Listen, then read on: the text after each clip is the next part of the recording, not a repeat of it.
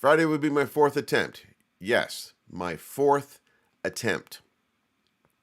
Now, or should I say my fourth time? The first time I had it all planned. I had it planned, I had maps, I had schedules, I had everything like that. I had a bunch of people going with me, and then one by one they were all canceled, and I just threw my hands up and said, fine. And so that was attempt number one. Attempt number one, I never even got out of the house. I never even prepared. Really? Thank you, Shep.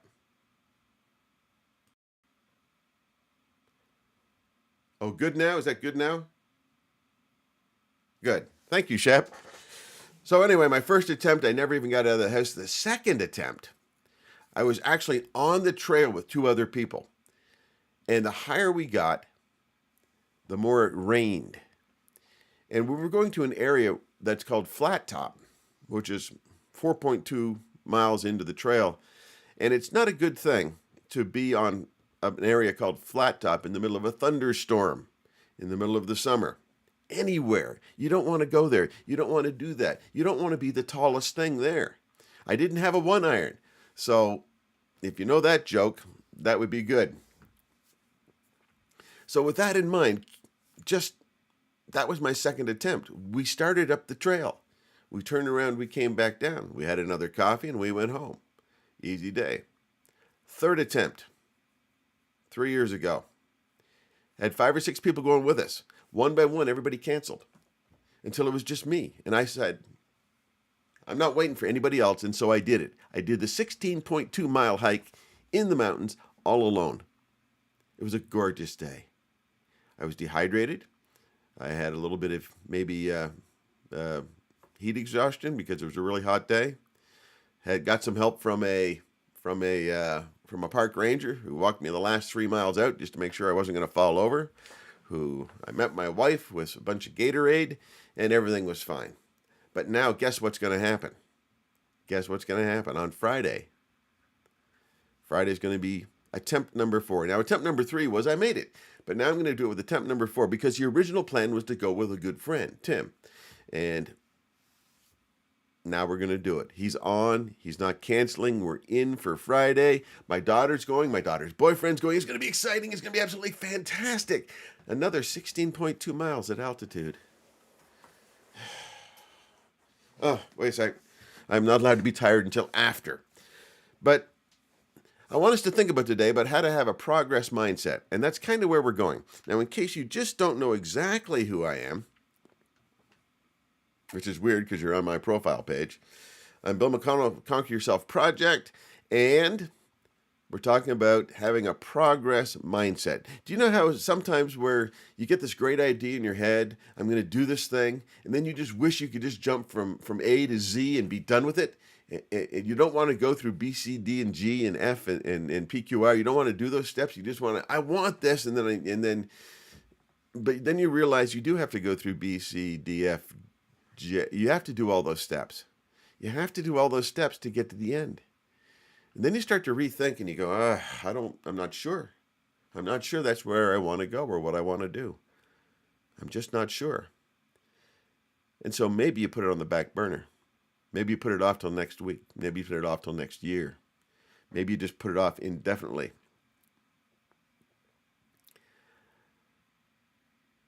My thought process here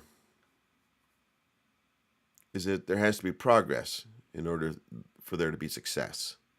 There has to be progress in order for there to be success. So here's what we're looking at is how to develop your progress mindset. This is something you have to develop. And I'm going to give it to you in the form of 3 quotes. 3 quotes that you may have heard, but it's 3 action steps to actually having a mindset of progress. Knowing that what you're going to do is going to be important, but you have to go through the steps. And I can't make the steps easier for you. I'm sorry, I can't do that. But I can get you in the right frame of mind for you to make those steps yourself. Now, that hike that I'm doing, and I have done, and I am doing, the first 4.2 miles is about a 30% grade uphill. I'm not kidding. You start at Bear Lake, and you have to go up to get to Flat Top. Hence the word top in that area.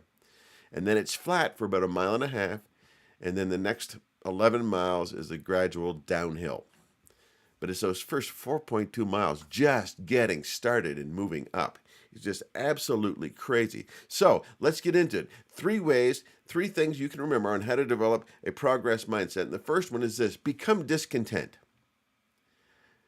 Don't be happy with just thinking about doing the project, or don't be happy with just getting it half done. Become discontent with the whole concept and the whole idea. Thomas Edison said this: discontent is the necessity of progress. Discontent is the necessity of progress. If you're not discontent with something, then there will be no progress. Somebody riding a horse said there's got to be an easier way to get around, or there's got to be another way of getting around than just by a horse.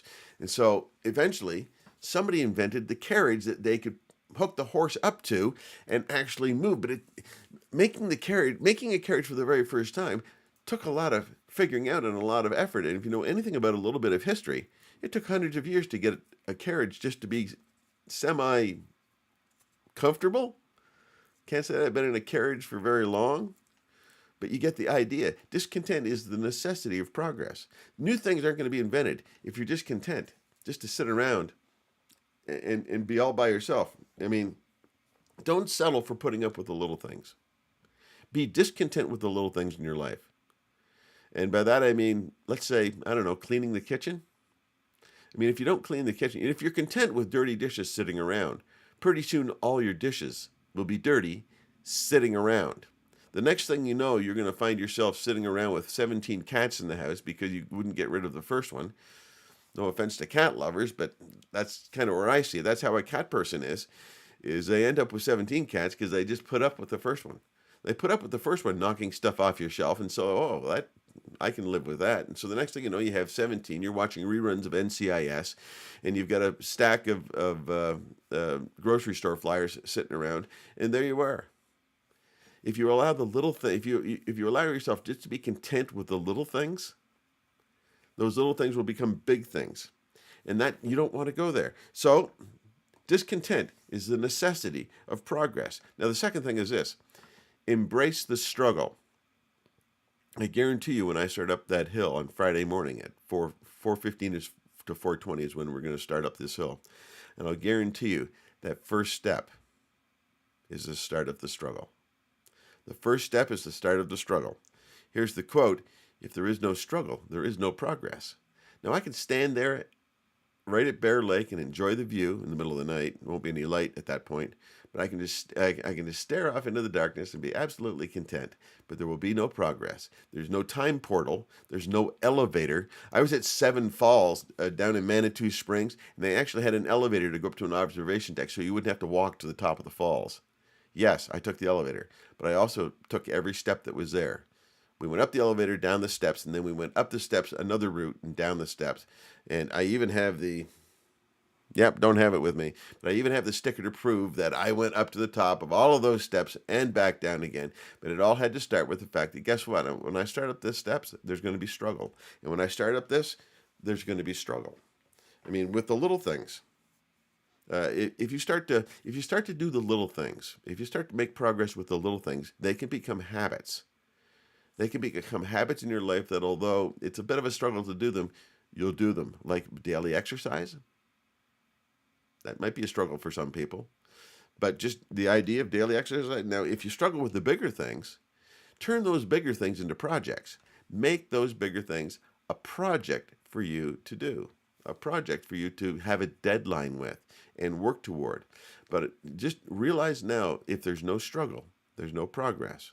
It's going to take you making an absolute decision. I'm going to do this. Just like I said, I think it was early May, when Tim came to me and said, I want to do that hike. I want to do it this year. And when I said yes, that was my first step. I haven't taken one step on the trail yet, but I have taken one step by saying, yes, I'm going to do it. And we turned it into a project. So there's that. If there is no struggle, there is no progress. And then the third thing, finally, is take your first step. Just stop overthinking it. When you overthink things, then you want it to be perfect. And if you want it to be perfect, you'll never do it, because nothing is ever going to be perfect. Take your first step. Chinese proverb, the journey of 1,000 miles begins with a single step. Take the bloody step. Take the step. Pick one thing that you're struggling with whatever it is, and take the first step toward overcoming that struggle, toward defeating that thing in your life, that struggle. So I've got 2 questions for you, just as we're closing out. 2 questions is this. How are you progressing in a project, in life, in personal growth, in spiritual growth? How are you progressing? Are you doing okay? I mean, I'm hoping so, but are you doing okay? The only way for you to answer this is with answering the second question. The second question is this. How are you tracking your progress? I mean, how do you know? How do you know that you're progressing if you're not tracking your progress? And tracking is a whole other story. It's a lot more practical. You can use something like some kind of a progress tracker. You can use something like that. But how are you progressing?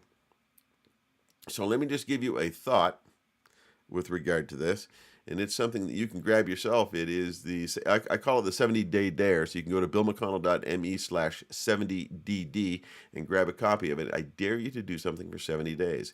Tracking something for 70 days will give you tremendous progress in whatever it is you're working toward. Doing something every day for 70 days. I dare you. With that, I'm going to leave you. My name is Bill McConnell. Once you conquer yourself, everything else becomes possible. Have a great day.